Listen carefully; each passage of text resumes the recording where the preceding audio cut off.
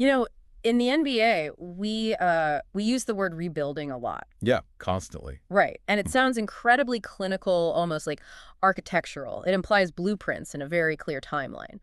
But if you strip away all that PR spin, rebuilding is often just a polite professional word for guessing. That's exactly what it is. It's an educated guess, ideally, but Right. a guess nonetheless. You're trying to project the physical and mental trajectory of a 19-year-old over the next decade. Exactly. And you just hope you're guessing slightly better than the other 29 front offices. And today, I mean, we are looking at a landscape where half the league is making some very expensive guesses. Oh, massive swing. It has been an absolutely chaotic day in the NBA. We're talking massive front office overhauls, a shocking head coach firing that, frankly, nobody saw coming, and wild Game 1 playoff matchups that have just completely scrambled the postseason picture. Yeah, the landscape looks totally different than it did yesterday. It really does. Yeah. So our mission today is to take you on a deep dive through this entire news cycle. We're unpacking the mechanics behind these moves, the tactical breakdowns of the playoff games, and the hidden power dynamics at play so you can walk away as the smartest fan in the room. And I have to drop my journalistic objectivity right out of the gate here. Uh-oh.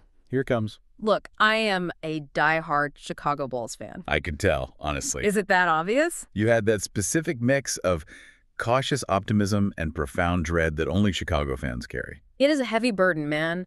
But the Bulls have officially hired their new president of basketball operations, and it was a massive pivot. Totally unexpected. Right, because the entire league thought Matt Lloyd was the favorite. He was viewed as the safe, inside the family guy. Instead, the Bulls hire 39-year-old Bryson Graham, formerly of the Pelicans and the Hawks, as their new senior vice president of basketball operations. That is fascinating. Yeah, this is Michael Reinsdorf putting his first real, undeniable imprint on the franchise. It's a huge departure from their usual operational playbook. Mm-hmm.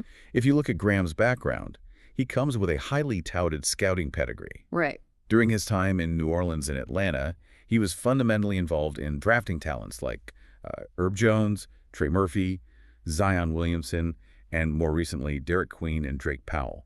He is, at his core, a talent evaluator. Okay, let me stop you right there. We got to unpack this because I have to push back on the Bryson Graham hype train just a little bit. Fair enough. I hear scouting pedigree, but I also look at the context. Zion Williamson was a layup. Yeah, sure. My grandmother would have drafted Zion Williamson #1 overall that year. Giving Graham ultimate credit for that feels like giving a sous chef a Michelin star just because he happened to be standing in the kitchen when the executive chef plated a perfectly cooked steak. That's a brutal analogy. But is he actually a mastermind or just a guy who was in the room? Look, that is a fair skepticism, especially for a fan base that has been promised gurus before. But attributing his success just to Zion is, it's misreading what a modern front office actually does. How so? Yes, taking Zion first was obvious to anyone with a television. But drafting isn't just writing a name on a card. It's evaluating the medicals. It's projecting how a player's biomechanics will hold up over an 82-game season. Okay, I see what you're saying. And more importantly, Graham's true value isn't the obvious picks. It's the margins. Finding a defensive cornerstone like Herb Jones in the second round, that requires a systemic, meticulous evaluation process. Yeah, Herb Jones was a total steal. Exactly. Graham has a reputation for blending intense data analytics with traditional, get-in-the-mud scouting. He finds the guys who aren't necessarily on the national billboards, but possess the specific traits that impact winning basketball. I hear that, but right now it feels like shuffling resumes. The immediate focus is who Graham is going to hire next. Rumors are swirling that Dave Lewin might be brought in as general manager. Right, I saw that. And for head coach, we are hearing wildly different profiles. Tiago Splitter, Chris Quinn, and even Rajon Rondo. Rondo would be wild. It would be. Graham has a completely blank canvas, 2 top 15 picks, and $65 million in cap space. I just worry that unproven youth at the helm means we're in for 5 years of trust the process rhetoric. It requires patience, certainly. The Bulls are betting on a promising, ascending executive to just figure it out as he builds. Right. They are taking a massive swing on potential. But while Chicago is placing their chips on unproven youth, another franchise just went the exact opposite route. Oh, completely. They decided they didn't want to guess anymore. They just went out and bought the guy who wrote the textbook. The Dallas Mavericks hiring Masai Ujiri. Incredible. If the Bulls hired the promising sous chef, the Mavericks just hired Gordon Ramsay to run the entire restaurant group. It is a monumental acquisition. Masai Ujiri is the new president and alternate governor of the Mavericks, replacing Nico Harrison. Huge upgrade. The new owner, Patrick Dumont, promised a splashy hire, and he delivered a tidal wave. Ujiri's first quote at the press conference was incredibly simple. He just said, "We will win in Dallas." Chills, Oh, honestly. seriously? But I want to zero in on something specific here because the phrase president of basketball operations makes sense to people. It's the other title that feels like the real earthquake here. Ah, the alternate governor title. Yes. Explain to the listener what that actually means functionally because it feels like a dagger to the old regime.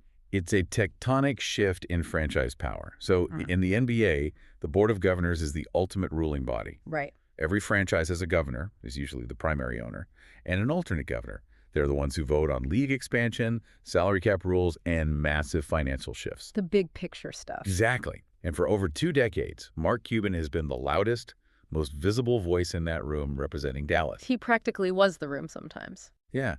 By Patrick Dumont stripping that title and handing alternate governor to Masai Ujiri, it effectively signals the absolute end of the Mark Cuban era. Wow. He is completely removed from the levers of basketball operations and league-wide influence.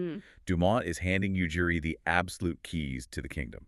That is wild to think about. Cuban was the Mavericks, but, you know, if you're going to hand the keys to anyone, Ujiri has the resume. Without a doubt. We talk about patience and rebuilding, but Ujiri has this incredible capacity for ruthless patience. That's a great way to put it. He will wait for years, developing guys like Pascal Siakam and OG Anunoby late in the first round, and then the second he sees a championship window, he strikes. He is entirely unsentimental when it comes to winning. The perfect example is his history in Toronto. The Kawhi trade. Exactly. He traded a beloved franchise icon in DeMar DeRozan for one single guaranteed year of Kawhi Leonard. Most executives just do not have the stomach for that kind of risk. Because if it fails, you lose your job. 100%. It takes a kind of sociopathic level of detachment in the best way possible for sports. Dallas is getting a certified championship-level titan who knows exactly how to maximize a roster around a singular superstar. It's going to be scary for the rest of the West. For sure. So Dallas and Chicago are constructing their visions, but let's look at what happens when a vision completely collapses in real time. Down in Florida. Yeah, the Orlando Magic have fired head coach Jamahl Mosley. This is a harsh reality check. Mosley is out after 5 seasons and 3 consecutive first-round playoff exits. And it all culminated in a genuinely historic collapse against the #1 seed Detroit Pistons. The Magic blew a 3-1 series lead. Heartbreaking. But the final straw, the thing that you just can't come back from, was Game 6. They are playing on their home floor. They're up by 24 points, and they scored a pathetic 19 points in the entire second half. 19 points. They ended up losing the game by 38 points. It's a 62-point swing in a closeout playoff game at home. It literally defies logic. But I have to play devil's advocate here for a second. Is it actually fair to fire a guy who completely rebuilt the culture of that locker room just because of one catastrophic half of basketball? Look, culture gets you through the regular season. Tactics keep you alive in the playoffs. That's a good point. In the postseason, you're playing the same opponent up to 7 times. It becomes a hyper-specific game of adjustments.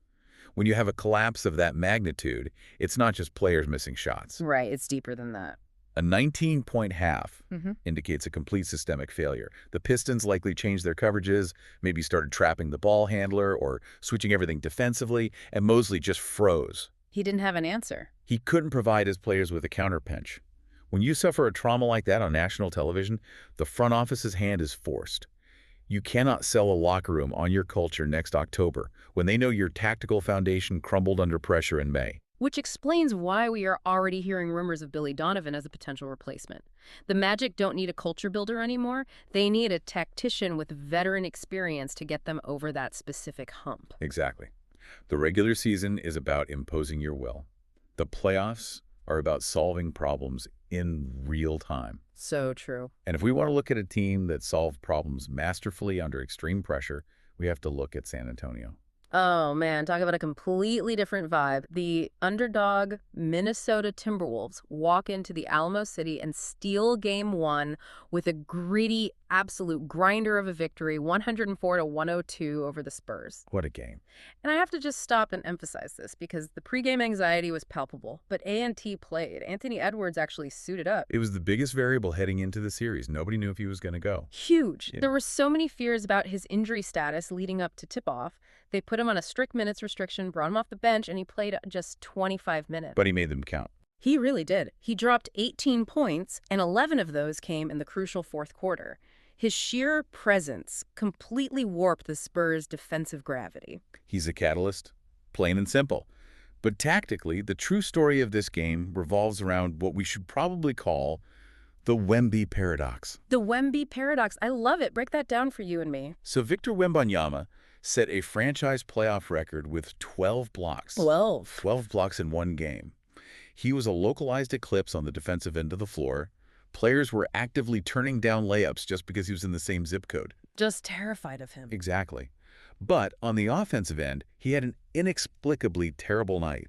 He scored just 11 points, shot 5 for 17 from the field, and went an abysmal 0 for 8 from the three-point line. So how does a player with that much physical dominance defensively become a complete non-factor on offense? Did the moment just, get to him? Not at all. It was a brilliantly designed, violently executed strategy by Minnesota. You don't try to out-finesse Victor Wembanyama. You literally can't reach his release point. Right, he's too tall. So the Timberwolves used Rudy Gobert and Julius Randle to relentlessly batter his lower body. They basically played offensive line against him on defense. Just pushing him around. Yeah, they rooted themselves, got underneath his center of gravity, and drove their shoulders into his thighs and lower back. Oh, that makes perfect sense. When you are 7'4", your legs are a massive target. Exactly. They pushed him completely away from the rim. When you take that kind of physical punishment inside, your legs turn to heavy lead. And what happens when a basketball player has heavy legs? Their jumper falls short. Basketball shooting is all generated from the legs. Precisely. They forced him to settle for threes, and because his legs were exhausted from wrestling with Gobert and Randle for 30 minutes, he went 0 for 8. It was a masterclass in physical problem solving. But even with all of that, this game still came down to a razor-thin margin and a massive coaching decision at the very end. Oh, the final play. Yeah. Down by 2, final possession, Spurs coach Mitch Johnson elects not to call a timeout. It's the eternal debate in basketball, isn't it? Do you stop play to draw up a set piece, which allows the opponent to substitute in their best defenders and set their half-court defense? Right. Or do you trust the chaos and attack a scrambling defense in transition? I actually love the call by Mitch Johnson. You trust the flow, and honestly, it almost worked. It really did. Julian Champagny, who was absolutely brilliant, crashing the offensive glass all quarter, found himself wide open for a step-back three to win the game. He had a clean look. Good look. He just missed it.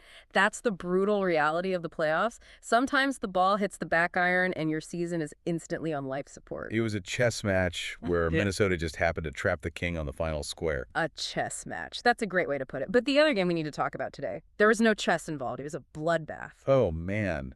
It was a wrap by the second television timeout. The New York Knicks absolutely obliterated the Philadelphia 76ers, 137-98. And if you watch the game, you know the score actually flatters Philadelphia.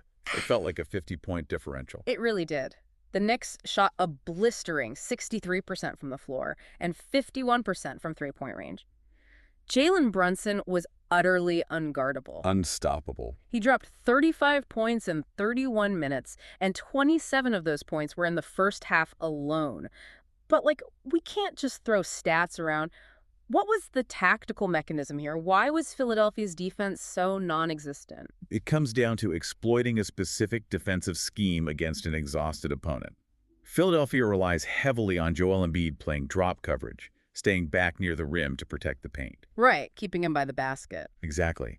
But the Knicks ran a relentless barrage of high pick-and-rolls with Jalen Brunson.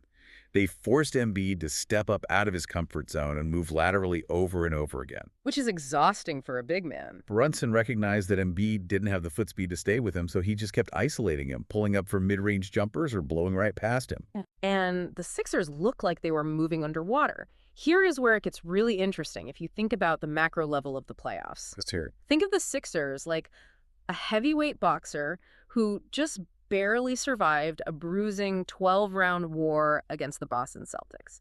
They won, but they are battered, bruised, and their legs are completely gone. Yeah, totally gassed. The bell rings for the next fight, and they are immediately thrown into the ring with a fresh, hyper-aggressive speedster in the Knicks. They just fundamentally lack the physical stamina to keep up. The tactical numbers back up your analogy perfectly, too.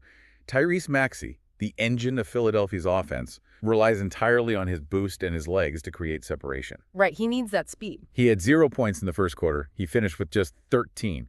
He simply couldn't ignite. And because Embiid was being hunted on defense, he had no energy left for offense, finishing with just 14 points and 1 single assist. And the ultimate proof that this was a mismatch of pure effort and stamina, the battle in the paint. The Knicks outscored the 76ers in the paint 58-32. That's a staggering margin.